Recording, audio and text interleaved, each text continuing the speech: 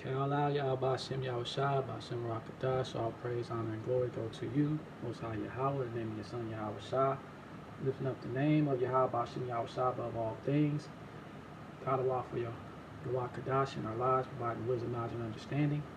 God Allah to the holy elect out there doing the work, all apostles, all elders, all teachers, all preachers, all prophets, all psalmists, all prayer warriors, everyone doing the work, from big to small.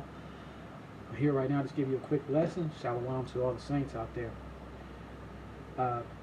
Starting off in 2 Corinthians 9 and 8. I wanted to touch on this scripture and spare a couple precepts about it. And in 2 Corinthians 9 and 8 it says, "And Yahweh is able to make all grace abound towards you, that ye always having all sufficiency in all things may abound to every good work." And when I read this scripture, it helps me really fight through all the different challenges that we face throughout the day. Each day is a different challenge every day, or the same challenge for some, you know. Yet we realize that if we're able to focus our mind and have a single eye towards Yahweh Bashem Yahushua, that He grants us grace. He grants us peace through His Word, and it will be abounding to ever do the good work. And the good work is to do what? To try to spread the gospel, wake up the holy elect out there that you know may not fully put on the armor each and every day, but they do believe, and they're looking to get themselves sealed up. You know.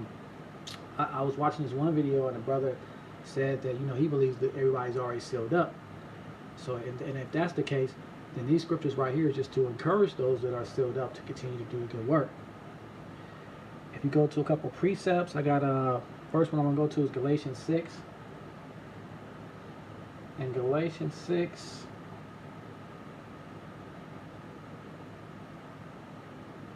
starting in verse, I'm going to start in verse 8. It says, "For he that soweth to his flesh shall of the flesh reap corruption." So when we're on this experience of grace that He sends our way, we have to know that we want to stay away from everything that would corrupt us. And that's starting with the mind of the flesh. Now, since we're in this flesh, we know we're going to go off, we're going to make mistakes, we're going to do things that are totally against what the scriptures say sometimes, either presumptuous or sometimes just hidden faults. Yeah, we know that we have to run back to Yahushua and try to stay singled out as possible. It goes on and says, "But he that soweth to the Spirit shall the Spirit reap life everlasting." And that's the goal. We want to always run back to that Spirit, that Ruach Kadash, the Comforter, the calmness that it brings through the scriptures. So whenever we see ourselves being corrupted in any way, our first mindset should always be trying to run back to the Spirit. It goes on and says, "And let us not be weary in well doing," because that's what really happens most times when we stay focused, we're doing what's right. As far as to the measure that we're given, we find ourselves sometimes getting weary because it seems repetitious. It seems sometimes that it's nothing's really happening. But it goes on and says, "And let us not be weary in well doing, for in due season we shall reap, if we faint not." But that's just right probably when everything is going to start to change. That's when He's there to step in and go ahead and change your situation from whatever it is that you're struggling with. So sometimes we just got to stick it out until the end, and not grow faint. Not get weary with the ways of this world. And there's many things in this world that tries to oppress us, make us feel that way. But we got to make sure that we allow those things not to corrupt us in a way where we don't want to do any good deeds. I have another precept in Proverbs 11:25.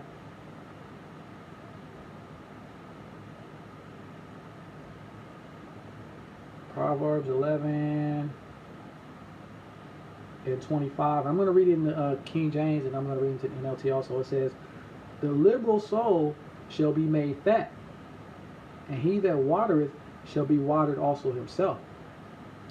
And if you and just to help you try to understand that a little bit, because I know the King James can sometimes be a little bit difficult for some. Well, basically, is if you know if you lend help to others, if you give to others, then you will be watered too. The Father will feel good to water you and enrich you in things. So it's always about giving that charity. I'm gonna read that same scripture in the NLT.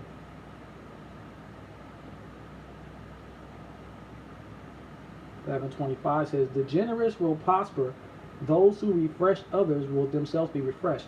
And what's the best way to refresh others? Through this word, through this gospel. Tell them the truth about the gospel. Sometimes the truth is hardcore, but if you get the message, then it will be refreshing. Everybody doesn't want to know that Esau is going to get destroyed.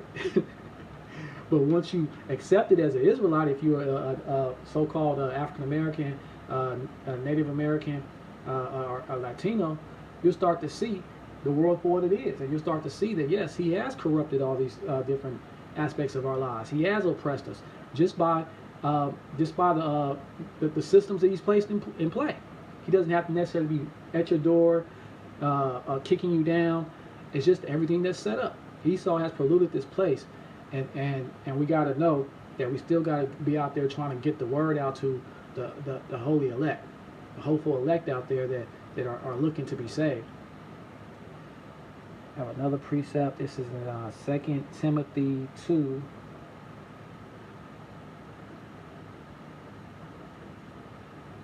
Second Timothy 2.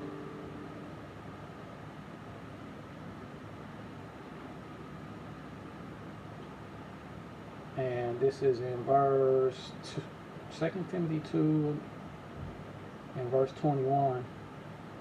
It says, "If a man therefore purge himself from these, he shall be a vessel unto honor, sanctified and meet for the master's use, and prepared unto every good work." So what are we supposed to sanctify ourselves from? From this world, the ways of this world.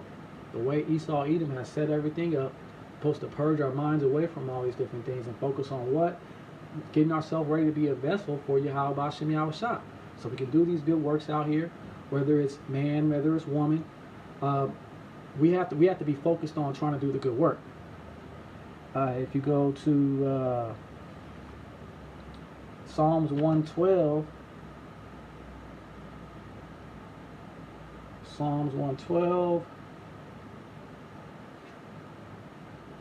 and let's go in verse 9. I don't know why I wrote 19, but it's actually 9. It says, "He hath dispersed, he hath given to the poor, his righteousness endureth forever, his horn shall be exalted with honor." And who's his horn? His people. He has to do what he said he's going to do. He's going to raise up Yasharallah. He's going to raise up Israel one day via the holy elect, and he's going to destroy this world. He's going to destroy this world and establish a righteous kingdom through his holy elect on the throne of David. So we got to know these things, and we got to make sure that we're trying to let ourselves be vessels so we can experience these things. The work is not daunting. It's just sometimes very burdensome to some who have lost their mind frame, because it's weary. You can get weary trying to do good works when you don't have yourself rooted in the truth. And the truth lets you know that we're going to get rewards for everything we do. The suffering is only a small part of the glory that we're going to receive if we endure to the end. And this last scripture I want to read is in Philippians 4:19.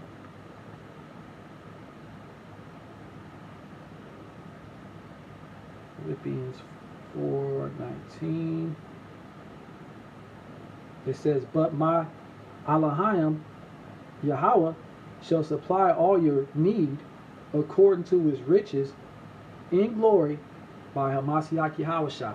So the suffering is going to lead to the glory. Just as Yahushua had to go through everything he had to go through, and in the end he was glorified sitting at the right hand, he has the same reward for those that endure to the end.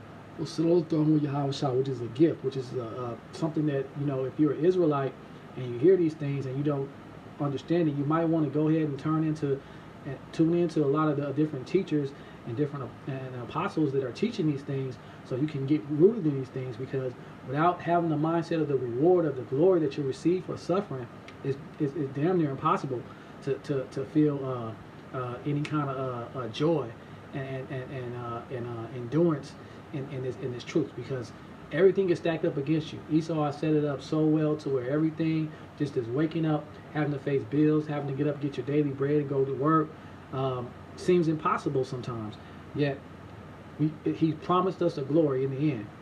So I just wanted to bring that out real quick. Couple scriptures. I hope anyone that's listening is edified. And I just want to give all praise, honor, glory to Yahweh, Ba'ashem, Yahushua, Ba'ashem, Barak Kadash.